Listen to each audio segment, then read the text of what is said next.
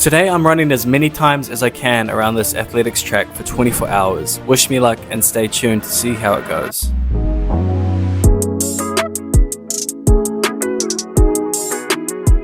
First things first, I have to set up a tent because this race allows you to have a tent and support crew on site, so that if things go wrong, help is right there. The race starts a little bit behind schedule at 9:15 AM. I was lined up at the start line, knowing but not quite prepared for the fact that I would be on my feet for the next 24 hours.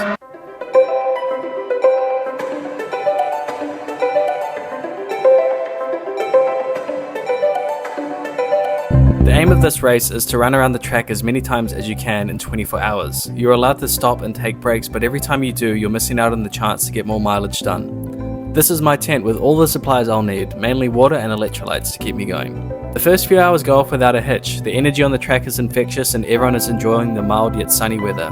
I complete my first marathon of the day in a time of 3 hours and 57 minutes, which I was stoked about, though going out relatively fast would come back to bite me in the end. Later in the day, I started cramping up due to not drinking enough water. How stupid could I have been? I've been cramping up the last couple of hours. It is not very fun. Would not recommend. Just because I wasn't feeling particularly warm doesn't mean I didn't need water. Once I identified that I needed more water and not more salt, the cramps stopped. People often ask, do you get bored running around a track for this long? Well, yes, I do. Until it becomes painful, then all of a sudden you wish you were just bored. Luckily to fight both, I had music and podcasts playing for the duration of the run. Done about 70 Ks. Legs are feeling wobbly and like jelly-like, but just gonna keep eating, keep going.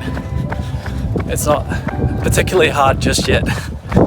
It got dark around 6 PM, 9 hours into the race. This was where I started mixing in some walking into my running because my legs were feeling like toast. The temperature plummets, so I eat and drink warm food and I change into legging shorts and add a couple of layers. This is starting to hurt. Time is moving slower. And this shit just got real.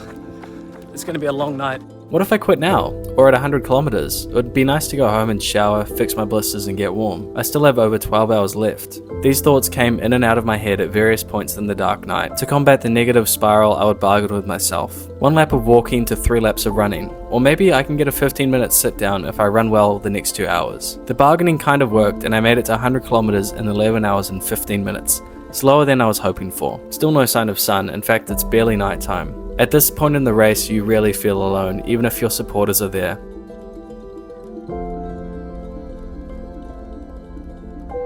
You and the others on the track are alone in your suffering. This is where the fun begins. Next thing I knew, I was 15 hours into the ordeal. Pace had slowed down significantly, which adds to the negative thoughts. Add to that the various blisters I could feel forming. I was just praying that none of them burst. Just gotta keep moving, I tell myself. Keep moving forward. That's how winning is done. Another 5 hours passed without much event, just more pain and suffering, which I'm getting used to now. The sun should be rising soon, and eventually it does, giving way to a glorious sunrise with the promise of warm sun falling on my cold skin. Maybe I can do this. Maybe this can be done. With less than 3 hours to go, I'm the most grateful I've ever been for a sunrise, but the job is not done yet. I can't just stop now.